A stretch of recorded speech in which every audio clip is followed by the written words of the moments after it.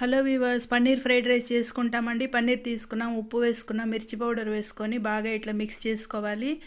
పెనంలో నూనె పోసుకొని ఆ నూనెలో వేసి బాగా ఇట్లా ఫ్రై చేసుకోవాలి. ఇప్పుడు ఫ్రైడ్ రైస్ కోసం పెనం పెట్టుకొని నూనె వేసుకున్నాను. ఎర్రగడ్డలు సన్నగా కట్ చేసుకొని వేసుకోవాలి. పచ్చిమిర్చి వేసుకున్నాను, క్యారెట్ వేసుకున్నా, కొద్దిగా ఉప్పు వేసుకుంటాం. ఇప్పుడు క్యాప్సికము, అల్లం వెల్లుల్లి పేస్టు. ఇప్పుడు మనం అన్నం వేసుకుంటున్నాం, ఉడకపెట్టి ఆరబెట్టుకున్న అన్నము. ఇప్పుడు కొత్తిమీర పుదీనా వేసుకున్నాను, వేయించి పెట్టుకున్న పన్నీర్ వేసుకున్నాం. ఇప్పుడు అంతా బాగా మిక్స్ చేసుకొని బాగా ఫ్రై చేసుకుంటే మనకి పన్నీర్ ఫ్రైడ్ రైస్ రెడీ అయిపోతుంది.